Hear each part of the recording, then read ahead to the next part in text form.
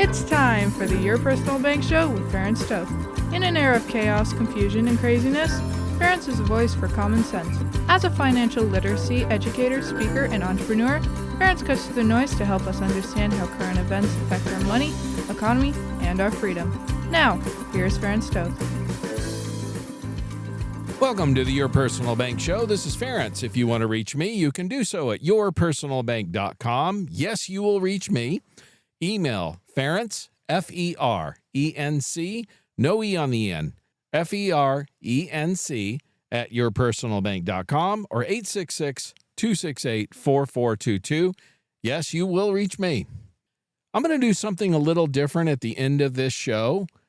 I'm going to discuss the 250th anniversary of our country and where my thoughts about that, where my patriotism comes from, why I feel and believe the way I do. So I'm going to encourage, if you've got the time, to stay tuned and listen to that. But I would be remiss if I did not remind people of where the markets are at right now. We are at the highest levels ever recorded by the history of the stock market. And the reason I keep bringing this up is I speak to folks who reach out to me every week. I do appreciate the people that contact me, and many are still surprised when they hear how expensive or how extensive these numbers really are. If you take a valuation of a combined metric, which includes PE ratios, forward PE, the Shiller PE, price to book, price to sales, Q ratio, and the Warren Buffett indicator, and return on equity, this combined metric is now higher than previous peaks seen before the Great Depression in 1929 or at the peak of the dot-com bubble in 2000. The only other times we've seen this combined metric in history since 1900 happened to be in 1965, a period of time known as the Nifty 50. So from 1900 to now, there's been 4 occasions where this combined metric has hit similar levels, and each of those time periods saw significant declines in the markets. Today, as I stated earlier, we are now at higher levels than ever recorded by any of those previous time frames. The second closest was 1929. Will history repeat itself? Certainly, there is no argument that the stock market is at extreme all-time high valuations. And if you break down some of these markers, the trailing PE ratio is at the highest level it's ever seen since the 2000 dot-com bubble. The Shiller PE, or CAPE ratio as it's known, stands at about 40 times, which is the second highest on record, only behind the 2000 peak where it hit 44. The forward PE ratio currently stands about 21 times, which is near its highest level outside of 2000 and 2021 peaks. The price-to-book ratio has reached about 6 times, the highest ever recorded, surpassing even the 2000 dot-com bubble peak. And the dividend yield, shown on an inverse basis, has reached its highest level ever. This means dividend yields are at their lowest on record, reflecting extreme investor willingness to pay for growth over income. Regardless of how you measure the U.S. stock market, it is near or at the most expensive levels ever recorded in history. And Warren Buffett famously in 1999 stated, "Euphoria is the enemy." He stepped away from the market. We saw a dot-com crash where the NASDAQ dropped over 70%. In 2026, Berkshire Hathaway has over $400 billion in cash, nearly zero purchases, and Warren Buffett in 2026, when commenting on the AI bubble, is we've never had people in a more gambling mood than now, and it's worse than 1999. Warren Buffett has given the warning recently, just like he did in 1999. He is stating this time it's even worse. And I thought this was quite interesting. When you look at company stock valuations that reach 10 times revenue, this means the price of the stock is equivalent to 10 years of revenue for that company. And we have an interesting example. Cisco Systems in March of 2000 became the most valuable company on earth. It made the essential hardware behind the defining technology of its time. Does that sound a little bit familiar?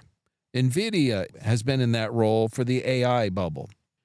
Revenue for Cisco at the time was growing 50% a year. It was the undisputed leader. It was considered the safe way to own the future. The internet was real, the routers were real, and the growth was real. And then Cisco's price literally fell 90%.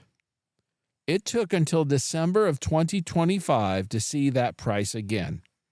That was over 25 years. If you own Cisco Systems in 2000, it took 25 years to get back to just break even. Meanwhile, during that 25-year period, the business itself roughly tripled its revenue. The business was real.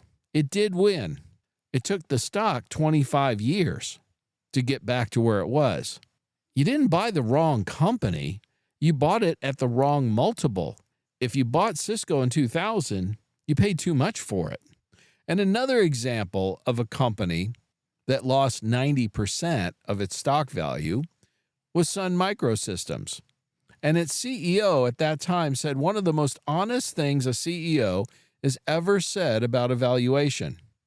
You see, at 10 times revenue, you pay back in 10 years. It takes 10 years to get back the value of the stock. At 10 times revenue, to pay you back in 10 years, I'd have to give you 100% of revenue as a dividend every year for a decade. That would have to include zero cost of goods, zero expenses, zero taxes, and zero R&D. Just hand you every dollar that comes in. And I quote from the CEO of Sun Microsystems, "Do you realize how ridiculous those assumptions are? What were you thinking?" Which I'm sharing this story because it's a cautionary tale that people need to remember. Here's why this story is so very important today.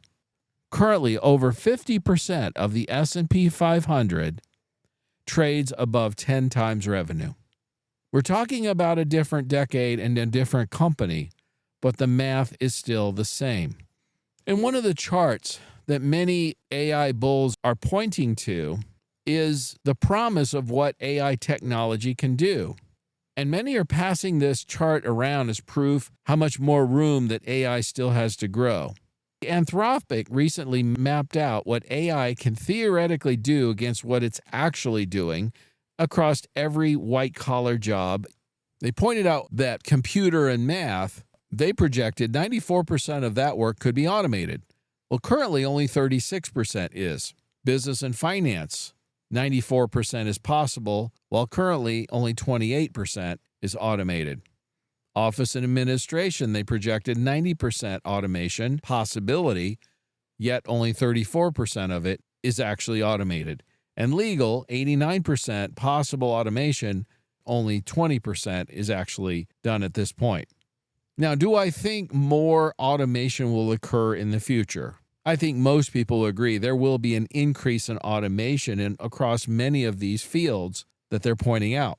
Are we really going to get to a point where 90% of a particular field is automated? And if it is, how long would that actually take? If we use a previous example of the internet, it wasn't that the companies and the markets were wrong about the technology. The internet was real.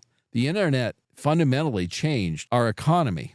What they were wrong about was the time frame. It took about a decade or so later. It takes time for a new technology to take over and for people to learn how to use it, accept it. There's challenges, there's costs, there's expenses involved, there's learning curves, and then there's general acceptance.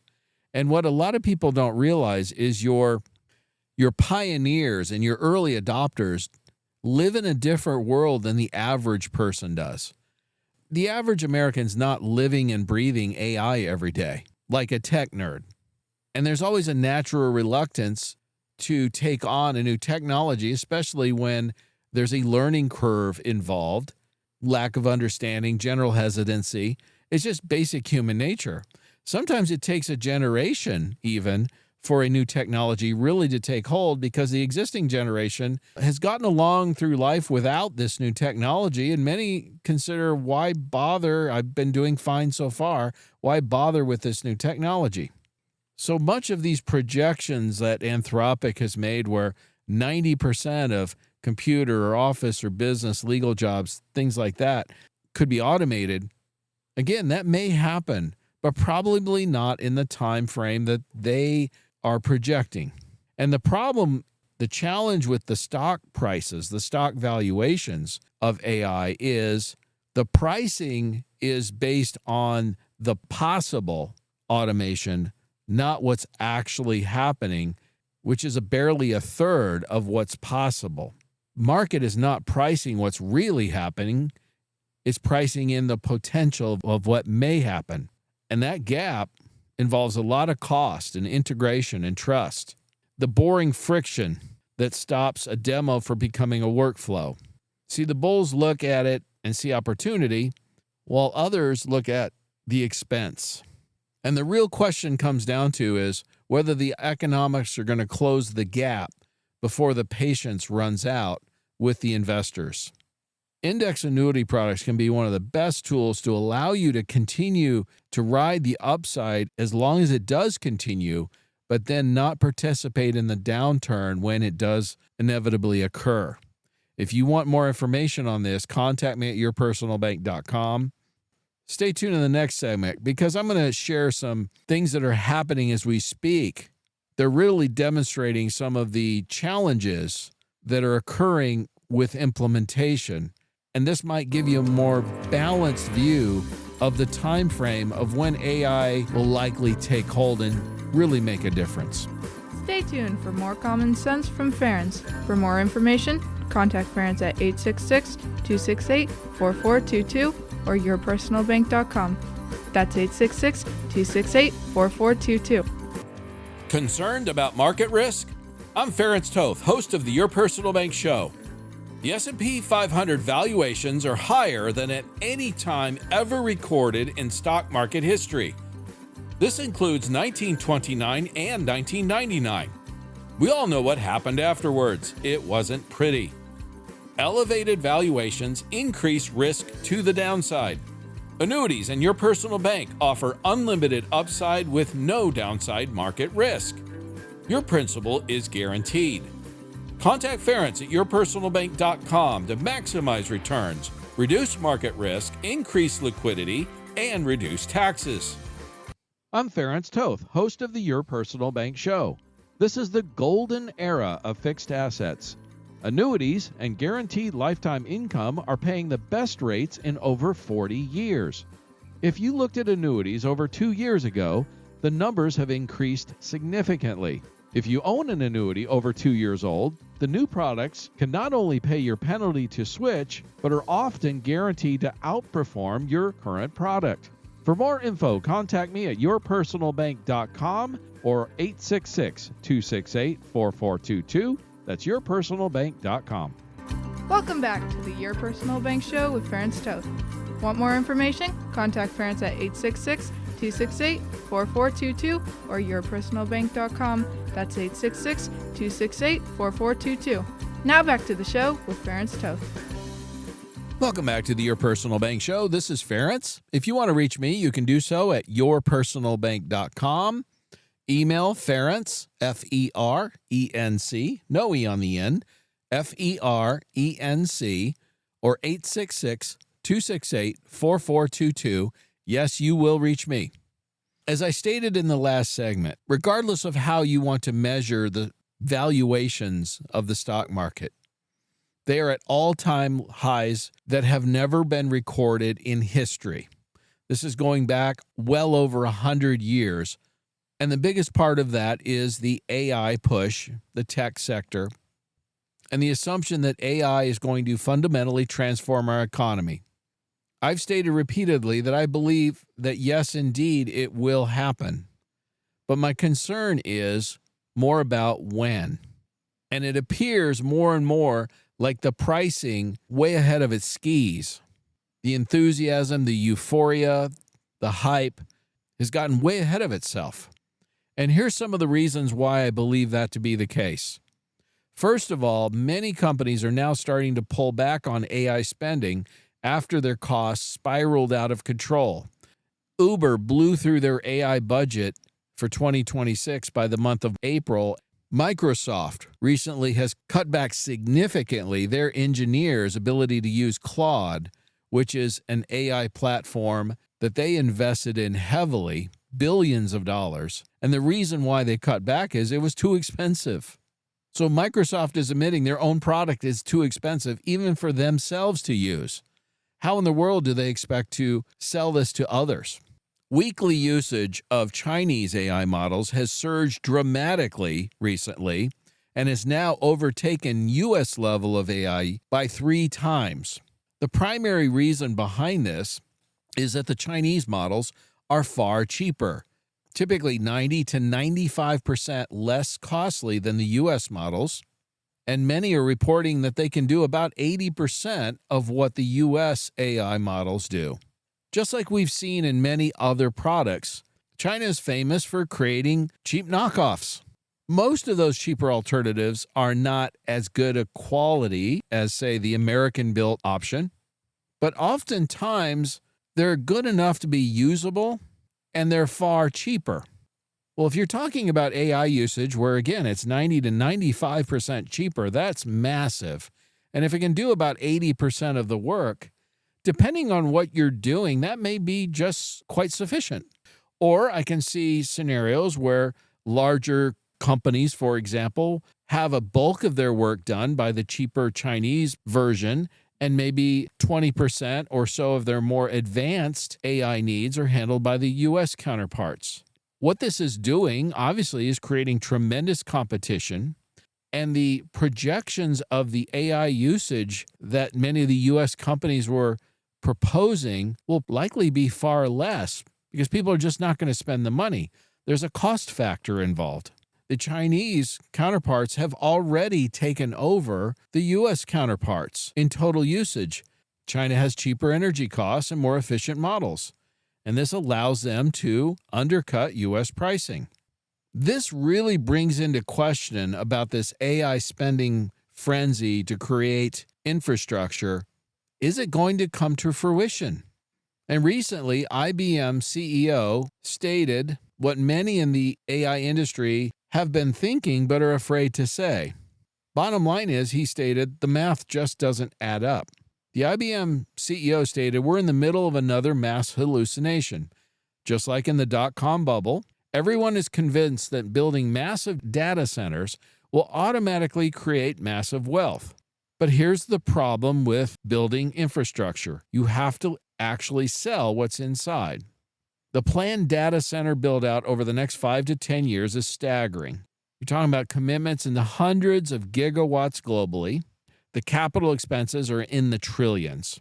But when you look at the actual demand signals, and this is not me stating this, again, this is the CEO of IBM. He stated, when you're looking at the actual demand signals, not the projections, not the potential, but the actual consumption patterns, there's a massive gap. And these AI companies are betting everything on demand that simply doesn't exist at the scale that they're planning for. He went on, AI services are expensive. Enterprise adoption is slow. Consumer AI is still finding its footing.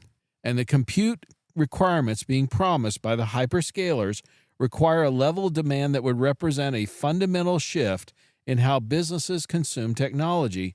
That's a really big ask.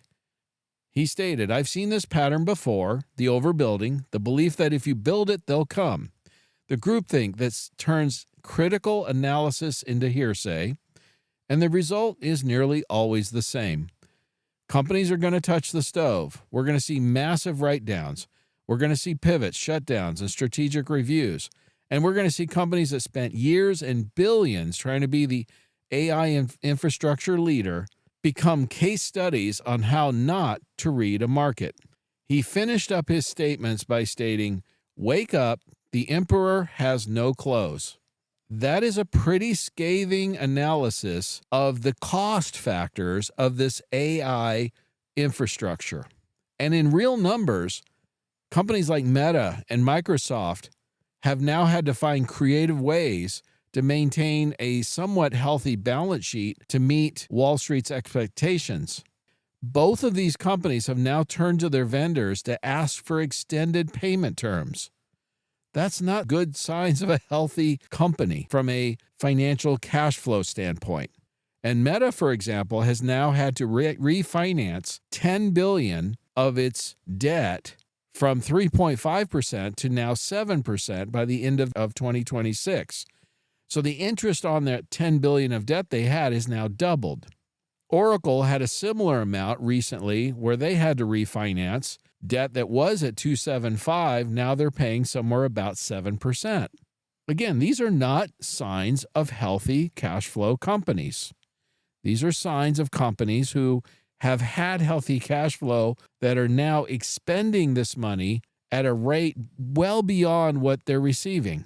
Google has issued 100-year bonds to fund AI infrastructure. This should be a financial wake-up call for many people.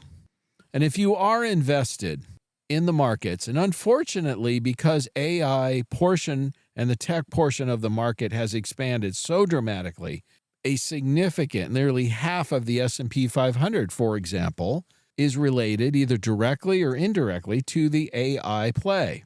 So if AI does have a stumble, which it increasingly looks like that will happen due to the cost factors of the infrastructure, if nothing else, that's going to massively impact the markets across the board for the most part. Just like we saw in the dot-com period where the S&P 500 dropped about in half, the NASDAQ over 70%, it is well within reason that we could see a similar type of scenario going forward. Now, I'm not going to predict how much, how long, or when, because no one can predict that. That's impossible to do so. But although you cannot predict the time and the place, you can certainly identify the seasons, the markers, the tells. We are at all-time highs, all-time extreme valuations. The sentiment around AI is definitely changing around the investment world because of the cost of the infrastructure. The risk is elevated just because of where the pricing is alone. The fact that the sentiment is clearly changing for anyone that's paying attention. That's why I keep sharing this information so that you're not surprised, so you don't get caught flat-footed. I want you to know both sides of the story because I'm shocked by how often I speak with people who reach out to me, and this is the first time they've heard much of this information. In other words, all they've heard is the upside, the hype, the euphoria. And the fact recently that retail investors are breaking all-time records in purchasing tells me, obviously, everyone's not listening to this show. And most people won't hear this message, and they'll just keep going forward like lemmings running to the cliff. And unfortunately, a lot of people are going to keep running until they go over that cliff, and they're going to get hurt, in my opinion. I don't want to see that happen to you. I was speaking to a gentleman today who had some funds invested in an index annuity product that we set up a year ago. He got a good, strong return this past year, was quite happy with it, had some additional funds. He was considering moving because he's, as he put it, he's sitting in cash now because he's concerned about the valuations of the market. And as I pointed out to him, unfortunately, irrational exuberance can last far longer. What if the markets keep going up for another year? That could happen. Or they could start to correct next week. We don't know. But if you're in an index annuity product, at least if it does continue to go up, you can enjoy that upside gain. You can, once your gains are locked in, they become new principal, so you don't lose. Also, we have options where you can lock in the gains at any time. So again, you're not giving up. That's one of the biggest misconceptions and myths I hear is people think that if you want guarantees, you have to give up strong results. That's not the case anymore, not with the products we have today. That may have been the case some years ago, but it is not today. You can enjoy tremendous upside gains if the markets continue to go up. Yet, at the same time, not participate in the downside losses. I'm an optimist at heart, but I see real warning signs. If you're listening to this show and you hear this message, I don't want to see you get hurt. If you're concerned, if you're getting nervous, and if the risk level is getting too much for your tolerance, you'd like to continue to benefit from the gains if they continue to go up, but yet don't want to get caught up in a downturn, contact me at yourpersonalbank.com for more information. Stay tuned for more common sense from Ferenc. For more information, contact Ferenc at 866-268-4422 or yourpersonalbank.com. That's 866-268-4422. This is Ferenc, host of the Your Personal Bank Show. My show focuses on creating tax-free buckets of money, insured, guaranteed, highly liquid, and the ability to create positive arbitrage. Did you know this is the best time in over 40 years to invest in index annuities? An index annuity allows you to 1. Grow your money safely without market risk. Once gains are locked in, they're guaranteed against future market loss. 2. Double-digit potential upside on good market years with no losses in bad years. Principal is guaranteed. 3. A 7 to 8% fixed interest option is available in the first year. If you're interested in growing your money with potential index-related gains without downside market risk, this is the best time in over 40 years to consider an annuity. If your annuity is over 2 years old, the newer products likely have far superior potential returns. Please contact me at yourpersonalbank.com or 866-268-4422 for more info. That's yourpersonalbank.com. This is Ferenc, host of the Your Personal Bank Show. Your Personal Bank is a financial concept that allows you to grow your money insured, with guarantees, income tax-free, and highly liquid. Also, you have the potential to continue to earn interest on money you invest in other assets, purchase items, or pay expenses. How can you do this? First, invest in a high cash value policy to earn dividends. If you leave money in the policy, it'll grow like any investment, insured, with guarantees, and tax-free. Second, we establish a bank line of credit using the cash in the policy as collateral. When you access funds, you receive them from the bank. Typically, dividends earned are higher than the interest charged by the bank. You keep the difference. This is known as positive arbitrage.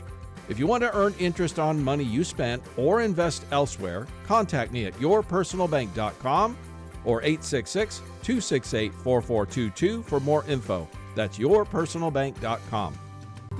Welcome back to the Your Personal Bank Show with Ferenc Toth. Want more information? Contact Ferenc at 866-268-4422 or yourpersonalbank.com. That's 866-268-4422. Now back to the show with Ferenc Toth. Welcome back to the Your Personal Bank Show. This is Ferenc. If you want to reach me, you can do so at yourpersonalbank.com. Email Ferenc, F-E-R-E-N-C, no E on the end, Ferenc at yourpersonalbank.com or 866-268-4422. Yes, you will reach me. When people reach out to me, obviously something I've shared has perked their interest in the financial realm. They like the idea of growing their money, getting tremendous returns, eliminating the downside. They like reducing taxes, increasing liquidity, all the things I discuss on this show.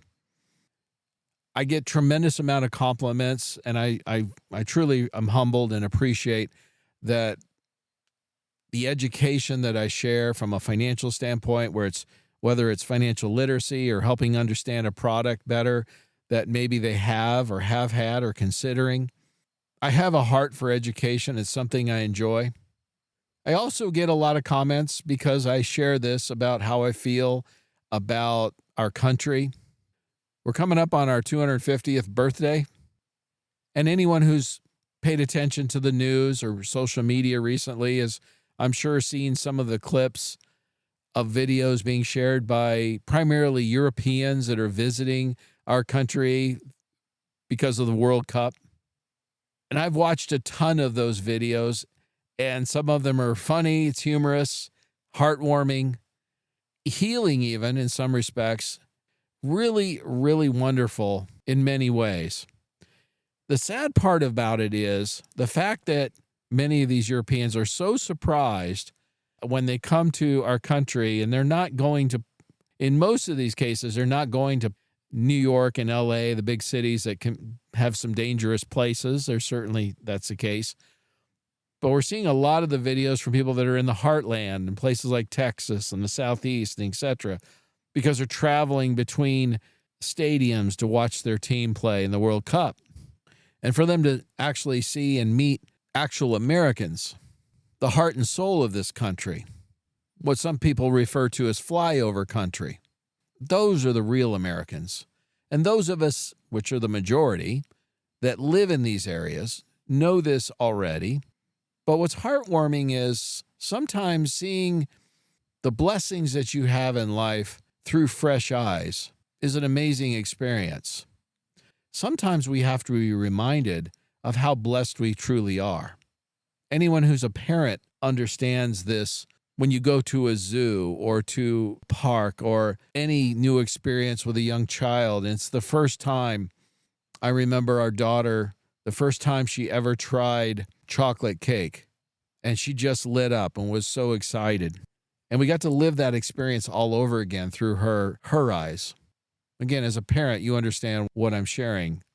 And our country as a whole is getting to experience through the visitors that are coming here and are amazed by some of the simplest things like Walmart, how big everything is, or a gas station like Buc-ee's, or the portion sizes at our restaurants, which isn't always healthy, free refills. I saw one of them where they gave them some bread and the visitor was trying to give it back to the waiter because he goes, we didn't pay for this. She goes, no, it's free. It's free. And I think a lot of these things don't happen by accident. I've shared my faith on this show a number of times. Our country's gone through some challenging times over the last few years. There's been a lot of people down on our country. Economically, a lot of people have struggled.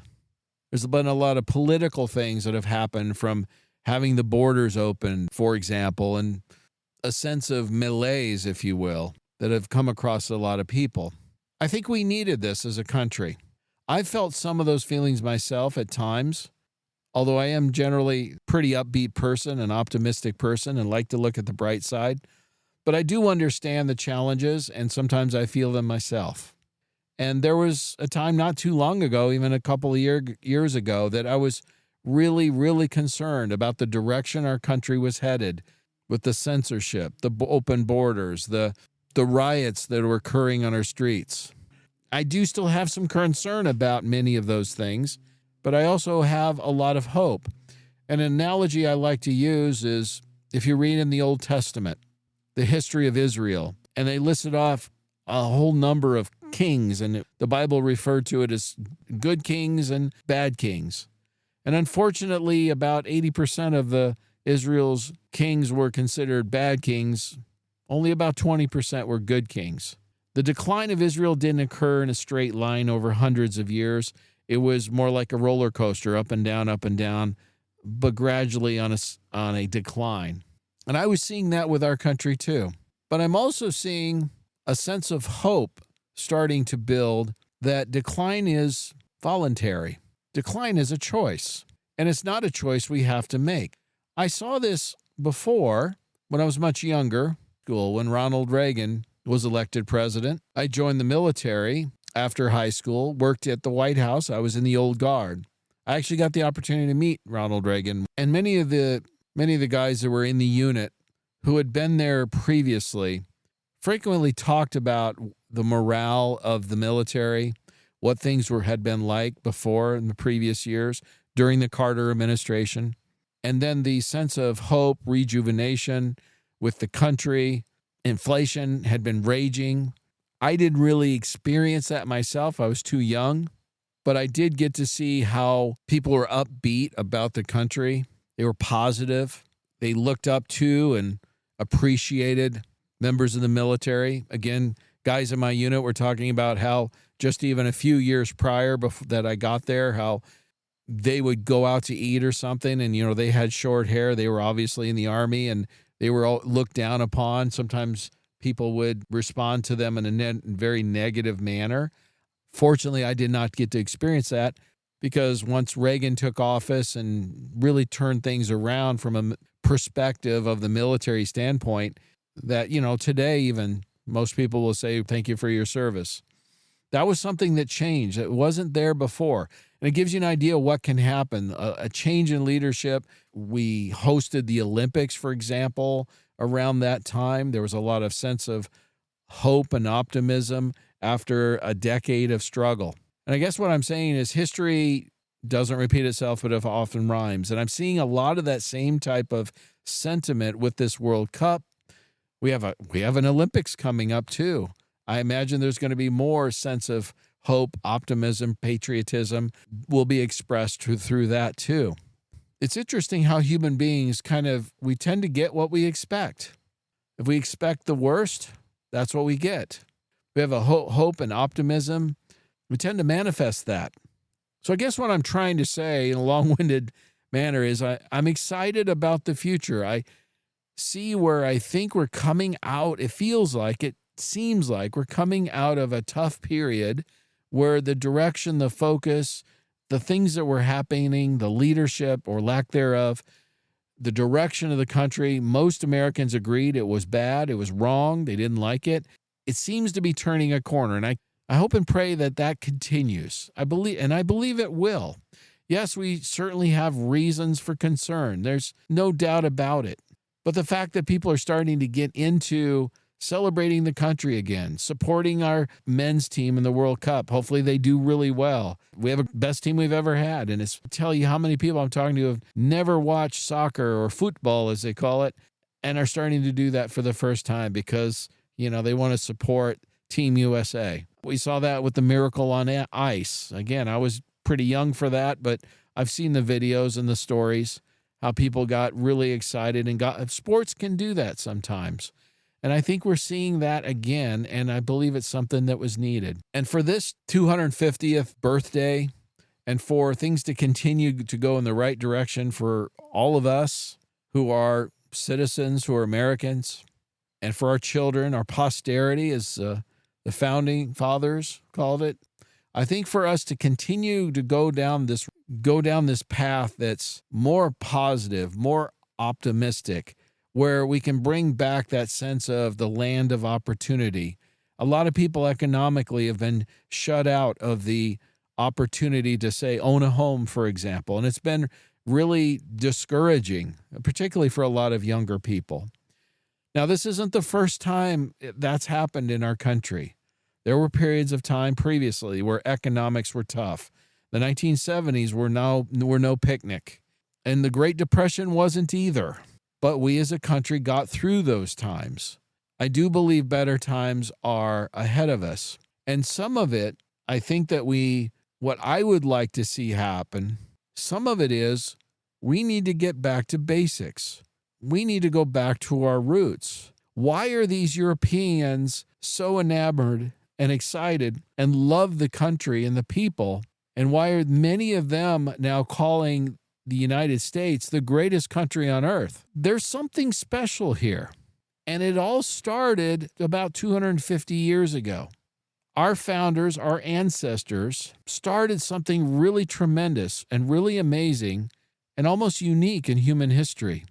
I'm going to encourage you to stay tuned in the last segment because I'm going to share some of those thoughts about getting back to the basics, what we as individual Americans, U.S. citizens, people that appreciate our country and recognize that we are blessed, the things that we need to maybe be reminded of, just like the Europeans are reminding us of how great our country really is through a fresh set of eyes. Stay tuned for more common sense from Ferenc. For more information, contact Ferenc at 866-268-4422 or yourpersonalbank.com. That's 866-268-4422. Concerned about market risk? I'm Ferenc Toth, host of the Your Personal Bank Show. The S&P 500 valuations are higher than at any time ever recorded in stock market history. This includes 1929 and 1999. We all know what happened afterwards. It wasn't pretty. Elevated valuations increase risk to the downside.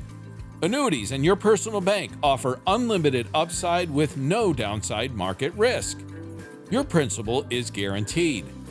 Contact Ferenc at yourpersonalbank.com to maximize returns, reduce market risk, increase liquidity, and reduce taxes. I'm Ferenc Toth, host of the Your Personal Bank Show. This is the golden era of fixed assets. Annuities and guaranteed lifetime income are paying the best rates in over 40 years. If you looked at annuities over 2 years ago, the numbers have increased significantly. If you own an annuity over 2 years old, the new products can not only pay your penalty to switch, but are often guaranteed to outperform your current product. For more info, contact me at yourpersonalbank.com or 866-268-4422. That's yourpersonalbank.com. Welcome back to the Your Personal Bank Show with Ferenc Toth. Want more information? Contact Ferenc at 866-268-4422 or yourpersonalbank.com. That's 866-268-4422. Now back to the show with Ferenc Toth. Welcome back to the Your Personal Bank Show. This is Ferenc. If you want to reach me, you can do so at yourpersonalbank.com. Yes, you will reach me. Email Ferenc, F-E-R-E-N-C, no E on the end, F-E-R-E-N-C at yourpersonalbank.com or 866-268-4422.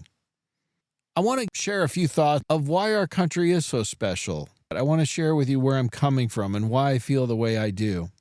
I've shared this often before, but I'm first-generation American. Ferenc is a Hungarian name. I was born here in the United States. My dad escaped from Hungary in 1956. He had wanted to go to college, but the Soviets had other ideas, and they forced him into the Hungarian army. When the revolution occurred in 1956, but that was the first uprising after the Soviets had basically shut down the Eastern European countries, or the Iron Curtain. Ironically, much of what we're seeing today is being repeated from that history back then. See, Hungary was a small country. It had been devastated by the Great Depression. Then World War II happened. Eventually, Germany kind of took over. It was a tough time. Gotten these stories from grandparents of mine that lived in that country at the time. After World War II, the economy was devastated again because the Soviets took over. You didn't have opportunity and choices. You were basically told what you were going to do. There had been a number of protests, but a small student protest in Budapest quickly grew over a few days until there was over 200,000 protesters. They eventually took over parliament, evicted, and threw out the Soviet puppets and elected their own democratic government. There was an era of freedom, and this occurred for about 3 months. The Soviets hesitated to crush the democratic uprising because they were concerned about how Eisenhower would respond. And history tells a story that Eisenhower debated about what to do. And after about 3 months, through diplomatic back channels, basically let the Soviets know that the U.S. was not going to interfere. The next day, the Soviet tanks rolled into Budapest, and martial law was instituted. My dad, who had left the Hungarian army, which was controlled by the Soviets, was then declared AWOL, which was punishable by death. He escaped with my uncle across the western border, across Austria. They were fired upon trying to escape. Fortunately, my dad ended up in a refugee camp in Austria, eventually immigrated to the United States as a political refugee. Now, he genuinely was one, because if he went back, he probably would have been put into a gulag or killed. My uncle had a wife and 3 daughters, my cousins, who 7 years later, he was eventually able to get them out. But they told stories of what it was like living in Hungary under Soviet rule. There were only boys and old men, because either all the men military age had escaped or had been rounded up, thrown in jail, gulags, or killed. This is how communist regimes take over a country.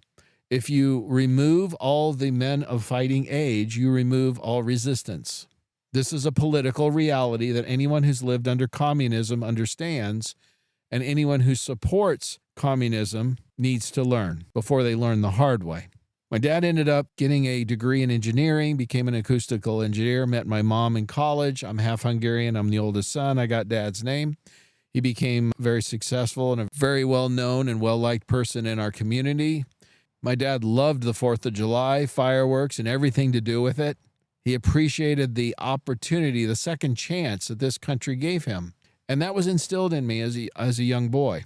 And I think that's where some of my patriotism, and eventually when I graduated high school and decided to join the military, partly because in some small way I wanted to give back to this country the opportunity that it had given my dad.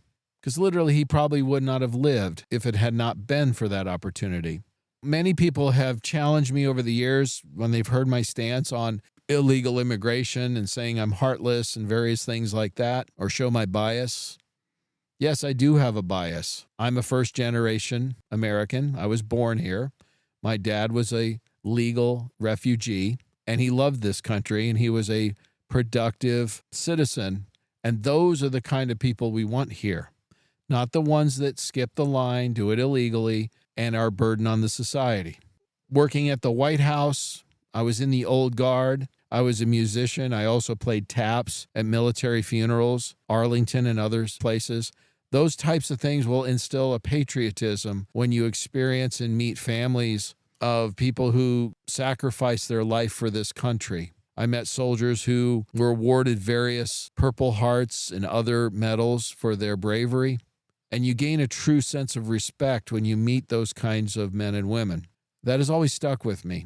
Many of the performances that I was blessed to be a part of, whether it was the dedication of the Vietnam Memorial, or playing taps at a cemetery for a fallen soldier, or straightening flags in Arlington Cemetery, those memories stick with you. So yes, I'm unabashedly patriotic. I love my country.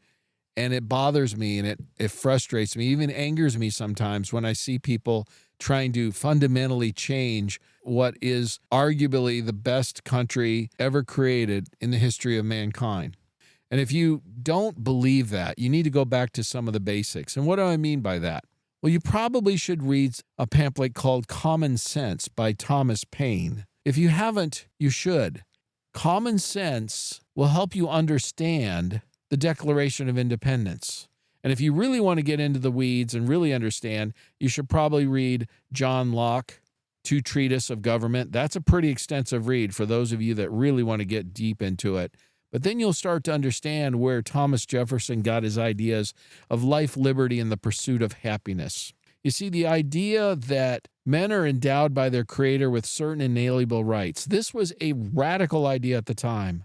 Through almost all of human history, prior to this point in time, people were ruled by dictators, tyrants, kings. The idea that you had rights not given by government, but by God was radical. And by the way, it's a radically Christian idea. It comes from the Bible. Leviticus is the most quoted book of the Bible by our founders.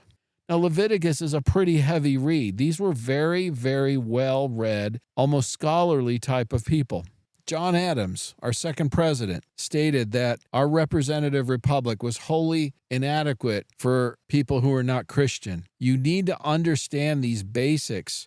The one that really gets me is the enumerated powers, where it lays out the powers of Congress. They can collect taxes and borrow money and regulate commerce, establish roads, create courts, raise and support armies.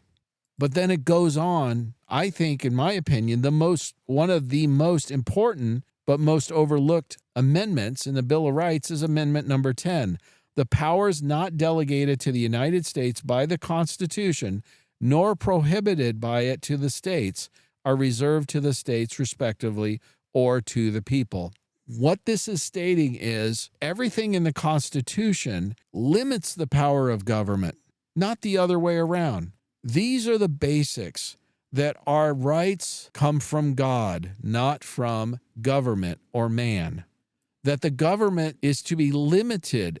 Most of what our governments do today, unconstitutional in my opinion. And if you would just read the Bill of Rights, Amendment 10, it's as clear as day.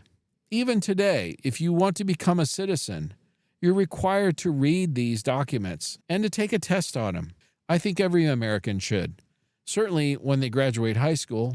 And if you haven't read the Declaration or the Constitution or the Bill of Rights, for our 250th birthday, maybe that's something you should do. They're not extensive, long documents. The Federalist Papers are also another great place to go. Common Sense by Thomas Paine. There's several books out that discuss the original intent of our founders. We need to get back to the basics because these are the things that made our country great. These are the things that gave our people the freedoms that we have today to pursue life, liberty, and the pursuit of happiness, and to create the land of opportunity that it is, the great country that we have today, because we're an aspirational country. We're an aspirational people. And the Europeans that are visiting us today, they came to follow their team play in the World Cup, but they're recognizing something that many of us have forgotten. And we've been reminded of this, and we need to embrace this and demand this of our leaders, push us into a direction where our country can continue to thrive and grow. As we grow, our government can shrink. As we become more self-reliant and we rely on God and ourselves and our community rather than the government. As Ronald Reagan said, government is not the solution. Government is the problem. Too many people look to government to solve their problems. We need to look to God, ourselves, our community. Get our priorities in the right alignment, and we will continue to be blessed as a country, as individuals, children, and our grandchildren will get to celebrate the 300th birthday of this great nation. I want to wish you a happy 250th Independence Day. I hope you celebrate it with those that you love or doing what you love. And I hope you do it with a sense of appreciation and gratefulness for the blessings that we have. Remember why we are blessed the way we are. Remember the intent of our founders. And I hope you get involved and help push our country forward as our founders intended, as an aspirational country where freedom reigns and that we all can enjoy life, liberty, and the pursuit of happiness. Stay tuned next week to the Your Personal Bank Show for more great information. And as long as it's on our money, in God we trust. Contact Ferenc at 866-268-4422 or yourpersonalbank.com. That's 866-268-4422. This show is designed to provide accurate and authoritative information. The presenter and guests of this program do not engage in legal, accounting, or tax advice. Professional advice regarding your situation should be sought if required. Some products discussed may have limitations and not be available in all states. Excessive unpaid loans may affect performance. Distributions may become taxable if not managed properly. Replacements may not be suitable for everyone. There may be charges when replacing coverage. Dividend rates and bank line of credit rates may change. For current rates, contact Ferenc at 866-268-4422 or yourpersonalbank.com. This is Ferenc, host of the Your Personal Bank Show.